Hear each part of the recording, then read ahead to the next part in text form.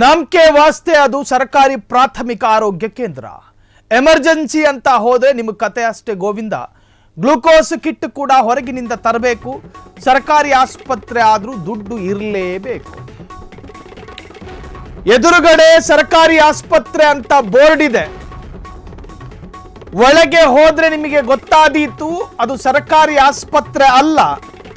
Glucose kit ಕೂಡ ಅಲ್ಲಿ ಸಿಗೋದಿಲ್ಲ. ಅದು ಸತ್ತು ಹೋಗಲಿ, ಎದುರುಗಡೆ ಉಚಿತವಾಗಿ ಇಡುವ ಕಾಂಡೋಮ್ನ ಬಾಕ್ಸು ಕೂಡ ಇರೋದಿಲ್ಲ. ಆ ಆಸ್ಪತ್ರೆಯಲ್ಲಿ ಉಚಿತ ಮೆಡಿಸಿನ್ ಸಿಗೋದಿಲ್ಲ. ಖಾಸಗಿ ಮೆಡಿಕಲ್ ಶಾಪ್ಗೆ ಹೋಗಿ ಖರೀದಿ ಮಾಡಿಕೊಂಡು ಬರಬೇಕಾಗುತ್ತೆ ಮೆಡಿಸಿನ್. ಇದು ಬಸವ ಕಲ್ಯಾಣದ ಮಂಠಾಳ ಸರ್ಕಾರಿ ಆಸ್ಪತ್ರೆ.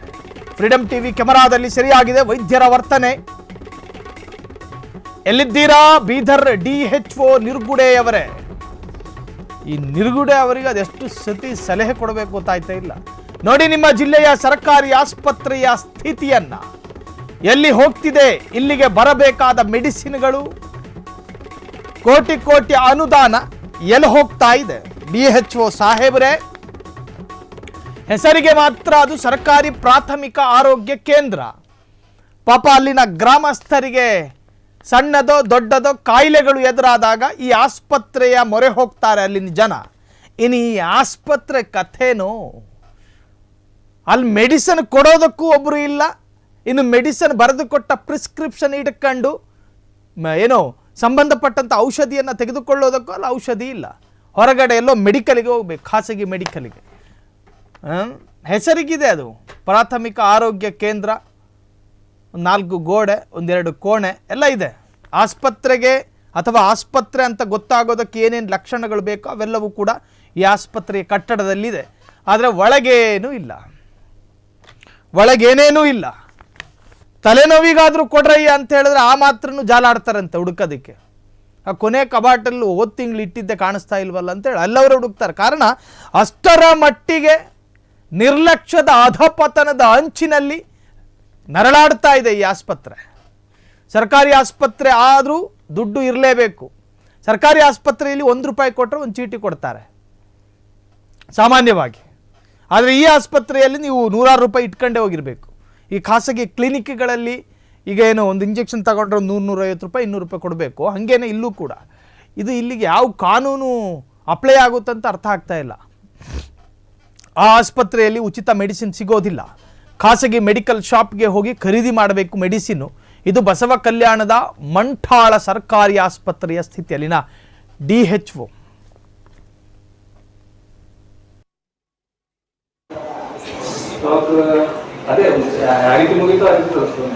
ಅಂದ್ರೆ ಪೇಷಂಟ್ಗೆ ಆಚೆಗಡೆಯಿಂದ ತರೋ ಅವಶ್ಯಕತೆ ಏನು ಬೀಳ್ತಾ ಇಲ್ಲ ಇವಾಗ ಇಲ್ಲಿ ಇಂಜೆಕ್ಷನ್ ಇಲ್ಲ. ಇಲ್ದಿರೋ ಮೆಡಿಸಿನ್ಸ್ ಇವಾಗ ಮೆಡಿಸಿನ್ಸ್ ಇಲ್ದಿರೋ ಮೆಡಿಸಿನ್ಸ್ ಆಚೆಗಡೆಯಿಂದ ಬರ್ಕೊಡ್ತಾ ಇದ್ದಾರೆ, ಬರ್ಕೊಡ್ತಾರೆ, ಪ್ರೊವೈಡ್ ಮಾಡ್ತಾ ಇಲ್ಲ. ಗ್ಲೂಕೋಸ್ ಕಿಟ್ಗಳು ಕೂಡ ಪ್ರೊವೈಡ್ ಮಾಡ್ತಾ ಇಲ್ಲ ನೀವು ಏನು. ಅಂದ್ರೆ ಆಚೆಗಡೆಯಿಂದ ಯಾವ ಪೇಷಂಟ್ಗಳಿಂದ ತರಿಸ್ತಾ ಇಲ್ಲ. ಹೌದಾ? ಇವಾಗ ಇಲ್ಲಿ ಪೇಷಂಟ್ ಬೈಟ್ ಕೊಟ್ಟಿದ್ದಾರೆ ಸರ್ ನಮ್ಮ ಹತ್ರ.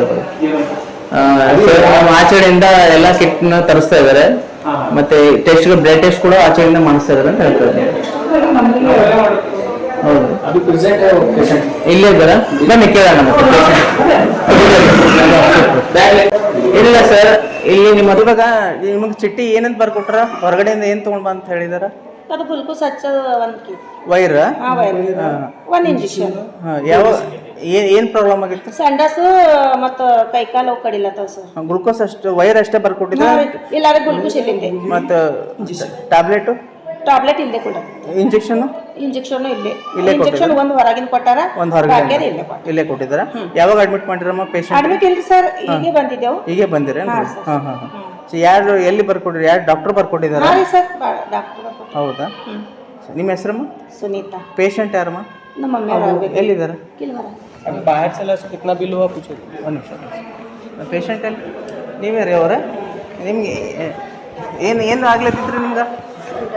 ಸಂಡಸು. ಯಾವಾಗ ಬಂದಿರಿ ಹಾಸ್ಪಿಟಲ್ಗೆ? ಇವತ್ತೇ ಬಂದಿರ? ಇವು ಕಡಿಮೆ ಆಗಿದೆ? ಹೌದೇನ್ರಿ? ನಿಮ್ಮ ಹೆಸರು ರೀ? ರುಕ್ಮಿಣಿ. ಇವಾಗ ಎಸ್ ಈ ಬಗ್ಗೆ ಮಾತನಾಡೋದಕ್ಕೆ ಅಲ್ಲಿನ DHO ನಿರ್ಗುಡೆ ಅವರು ಫೋನ್ ಸಂಪರ್ಕದಲ್ಲಿದ್ದಾರೆ. ಸರ್ ನಮಸ್ಕಾರ. ನಮಸ್ಕಾರ ಸರ್. ನಮಸ್ಕಾರ ಸರ್, ಇದು ನಿಮ್ಮದೇ ವ್ಯಾಪ್ತಿಗೆ ಬರುವಂತ ಆಸ್ಪತ್ರೆ ಅನ್ಸುತ್ತೆ. ಈ ಆಸ್ಪತ್ರೆಗೆ ಜನಸಾಮಾನ್ಯರು ಬರ್ತಾರೆ ಸರ್, ಏನಾದರೂ ಸಣ್ಣ ಪುಟ್ಟ ಕಾಯಿಲೆ ಆದ್ರೆ ಅದಕ್ಕೆ ಸಂಬಂಧಪಟ್ಟಂತ ಔಷಧಿನೇ ಇಲ್ಲದಲೇ ಇರ್ತಕ್ಕಂಥ ಅತ್ಯಂತ ದಾರಿದ್ರ್ಯ ತಾಂಡವಾಡ್ತಾ ಇರ್ತಕ್ಕಂಥ ಆಸ್ಪತ್ರೆ ಅಂತ ಅನ್ಸುತ್ತೆ. ನಿಮ್ಮ ಗಮನಕ್ಕೆ ಬಂದಿದೆಯಾ? ಇಲ್ಲ, ಇದ್ರ ಬಗ್ಗೆ ನನ್ನ ಗಮನಕ್ಕೂ ಇದೆ. ನಾವು ಎಲ್ಲಾ ಕಡೆ ನಾವು ಆನ್ಲೈನ್ ಅಲ್ಲಿ ಏನು ಅವರು ಇಂಡೆಂಟ್ ಹಾಕ್ತಾರೋ ಅವೆಲ್ಲ ಮೆಡಿಸಿನ್ ಸಪ್ಲೈ ಮಾಡಿದೀವಿ. ಯಾವ್ದು ತೊಂದರೆ ಇದೆ ಅಂತ ನಿಮ್ ಮುಖಾಂತರ ನಾವು ನೋಡ್ಕೊಂಡ್ಬಿಟ್ಟು ಅಲ್ಲಿ ಏನಾಗಿದೆ ಅವ್ರಿಗೆ ತಪ್ಪಿದ್ರೆ ನಾವು ಕರೆಕ್ಟ್ ಆಗಿ ನೋಡ್ಕೊಂಡು ಅವ್ರಿಗೆ ನೋಟಿಸ್ ಇಶ್ಯೂ ಮಾಡ್ಬಿಟ್ಟು ಕರೆಕ್ಟ್ ಮಾಡ್ತೀವಿ. ದಯವಿಟ್ಟು ಈ ಕ್ಷಣದಿಂದಲೇ ಆಗ್ಬಿಡ್ಲಿ ಸರ್, ಕಾರಣ ಒಂದ್ ಅರ್ಧ ತಾಸಲ್ಲಿ ನಾವು ಎಲ್ಲ ರೆಡಿ ಮಾಡ್ತೀವಿ. ಖಂಡಿತ ಖಂಡಿತ. Thank you so much. ಅಲ್ಲಿ ಸಾಕಷ್ಟು ಜನಸಾಮಾನ್ಯರು ಅಳ್ಕೊಂಡು ಮಾತನಾಡ್ತಾ ಇದ್ದಾರೆ ಸರ್ ನಮ್ಮ ಜೊತೆ. ಅರ್ಧ ತಾಸಲ್ಲಿ ಇಲ್ಲ ಸರಿ ಮಾಡಿ. Thank you so much. ಇದು ಅಲ್ಲಿನ DHO ಅವರ ಉತ್ತರ. ತಕ್ಷಣಕ್ಕೆ ನಾವು ಜಾರಿಗೆ ತರ್ತೀವಿ. ಅಲ್ಲಿನ ಜನರ ಸಮಸ್ಯೆಗಳನ್ನ ಫ್ರೀಡಮ್ ಟಿವಿ ತೆರೆದು ಜನಸಾಮಾನ್ಯರ ಮುಂದೆ ಇಡುವಂತಹ ಪ್ರಯತ್ನ ಮಾಡ್ತು. ಈ ಜಿಲ್ಲೆಯ DHO ಬಳಿ ಇದರ ಬಗ್ಗೆ ಒಂದು ರಿಯಾಕ್ಷನ್ ತೆಗೆದುಕೊಳ್ಳೋಣ ಅಂತ ಹೇಳಿ ಸಂಪರ್ಕ ಮಾಡಿದಾಗ DHO ಹೇಳಿದ್ದಿಷ್ಟೇ, ನಿಮ್ಮ ಸುದ್ದಿ ನೋಡಿದ್ವಿ, ನಮ್ಮ ಗಮನಕ್ಕೆ ಬಂತು, ಈ ಕ್ಷಣದಿಂದ ಜಾರಿ ಮಾಡ್ತೀವಿ.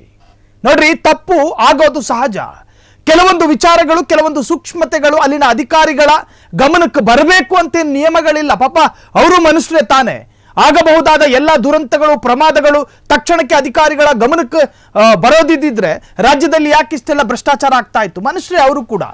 ತಕ್ಷಣದಿಂದ ನಾವು ಕ್ರಮ ತೆಗೆದುಕೊಳ್ತೀವಿ. ಕ್ಷಣ ಕ್ಷಣದ ಸುದ್ದಿಗಳಿಗಾಗಿ ಫ್ರೀಡಮ್ ಟಿವಿ ಸಬ್ಸ್ಕ್ರೈಬ್ ಮಾಡಿ, ಲೈಕ್ ಮಾಡಿ ಹಾಗೂ ಫಾಲೋ ಮಾಡಿ. ಹೊಸ ಸುದ್ದಿಗಳ ನೋಟಿಫಿಕೇಶನ್ಗಾಗಿ ಬೆಲ್ ಐಕಾನ್ ಮೇಲೆ ಕ್ಲಿಕ್ ಮಾಡಿ.